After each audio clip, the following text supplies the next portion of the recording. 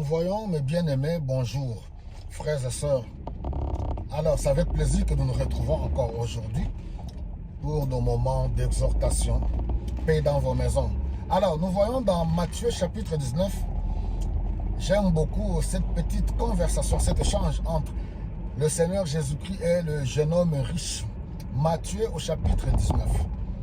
Voilà le jeune homme qui vient trouver le Seigneur Jésus-Christ pour lui poser la question: Maître, dis-moi, qu'est-ce qu'il faut pour hériter le royaume des cieux, ou bien qu'est-ce qu'il faut pour entrer dans le royaume des cieux? Le Seigneur Jésus-Christ lui dit: mais en pratique le commandement de Dieu.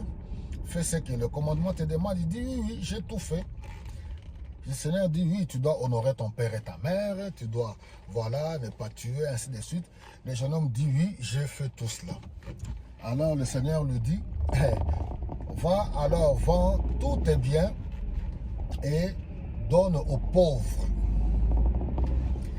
Et ce qui me plaît, ce qui est intéressant, c'est la réaction du jeune homme riche.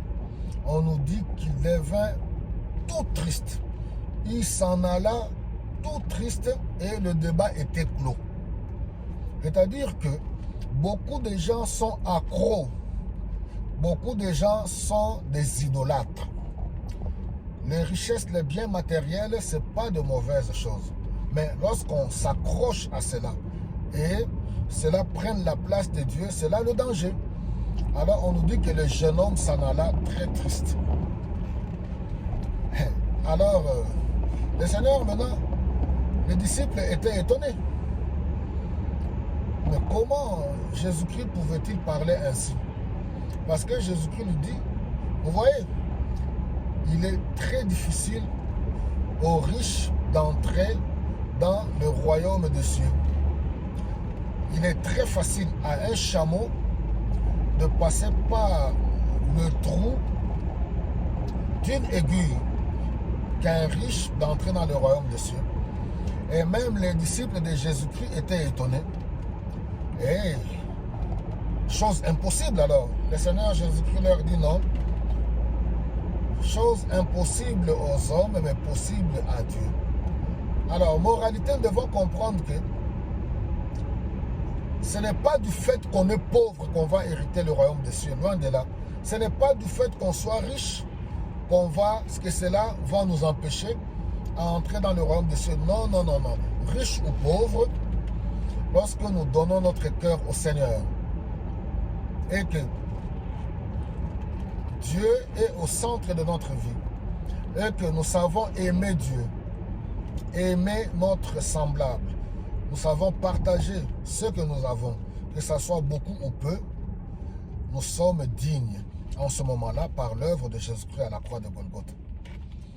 Alors vous voyez que le renoncement de soi, c'est quelque chose où beaucoup sont bloqués par le renoncement. Ils veulent suivre Jésus-Christ, mais ils ont encore des idoles dans leur vie. Quelles sont les idoles qui te bloquent, qui t'empêchent de suivre Jésus-Christ? Pour ce jeune homme riche, c'était, oui, c'est bien matériel. Pour toi, quelles sont les idoles qui te bloquent encore dans ta vie? Je ne veux pas les énumérer. Que le Saint-Esprit aide chacun de nous.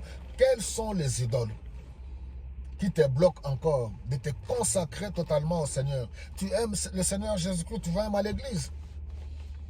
Tu écoutes des cantiques dites spirituelles. De temps en temps, tu lis aussi la parole de Dieu. Mais tu es encore accroché à certaines choses que tu ne veux pas abandonner. Que le Saint-Esprit t'aide, aide chacun de nous à nous débarrasser des idoles, des choses que nous tenons tellement à cœur, mais qui ne sont pas dans la volonté de Dieu. Soyez tous bénis et que le Seigneur vous accorde sa faveur, remplie aussi du Saint-Esprit de Dieu.